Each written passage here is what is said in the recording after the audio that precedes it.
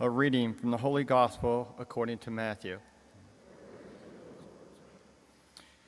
Jesus said to his disciples, "I tell you, unless your righteousness surpasses that of the scribes and the Pharisees, you will not enter the kingdom of heaven. You have heard that it was said to your ancestors, 'You shall not kill,' and whoever kills will be liable to judgment. But I say to you, whoever is angry with his brother will be liable to judgment. You have heard that it was said, 'You shall not commit adultery.' But I say to you, everyone who looks at a woman with lust has already committed adultery with her in his heart.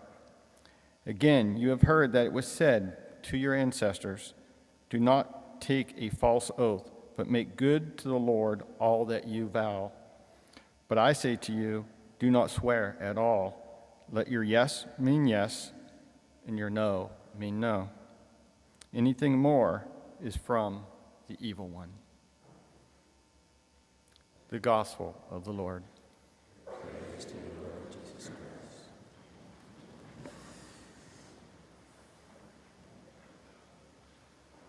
I would imagine that most of us have watched someone make something.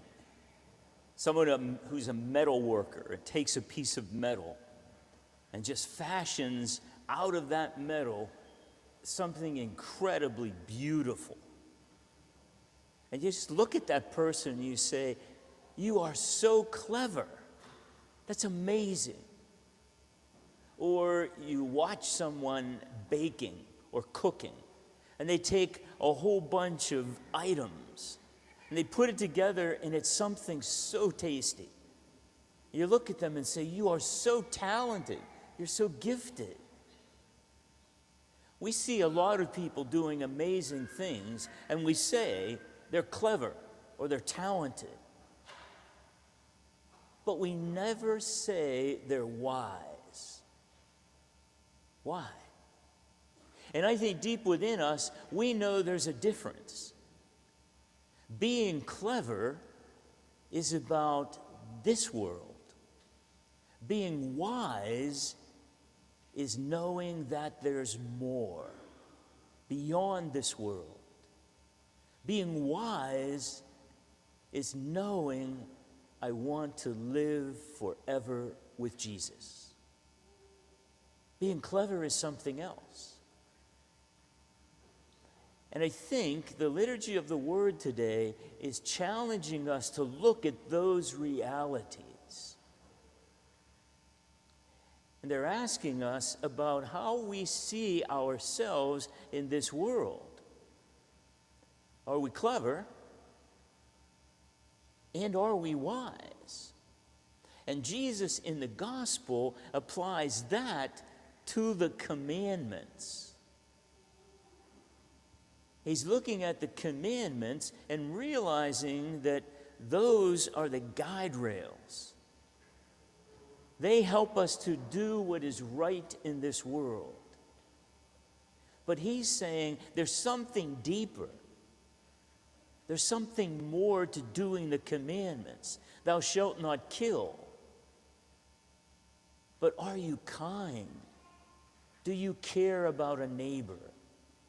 There's something internal about the commandments. In the Old Testament, the prophet Ezekiel is proclaiming and teaching about the law. And he takes a text of the law and he eats it. He's trying to tell the people, I love the law so much that I want the law to be part of my life, part of my very body. And in the commandments, it's like that. That when someone asks us a question, I don't step back and say, "No, should I tell the truth? Would that be clever? How do I deal with that?" It's part of me. I tell the truth because that's who I am. I see something on someone's porch. I don't have that. I could just take it. No. The commandments are part of my life. That isn't something I would ever think of. And Jesus is challenging us to look more deeply, not just to the clever things, but the whys. Many years ago, I was talking to somebody who I thought was a rather successful person. And I mentioned that to him, and I said, "And you seem to be a good person too." He said, "Father, I got to tell you that there came a time in my life where I realized that keeping the commandments was good for business. If people saw me lying, if people saw me stealing and cheating, who would buy what I'm selling? So of course I keep the commandments. It's good for business. It's a clever business practice." Oh, I didn't expect that answer. But that's sometimes the way we live. That, sure, I keep the commandments because I'm afraid not to, or I wouldn't want somebody to see me doing those things. But Ezekiel is saying, no, it can't be just out here. It can't be the clever thing to do. It has to be the right thing to do. And I need the wisdom to know that and to live that.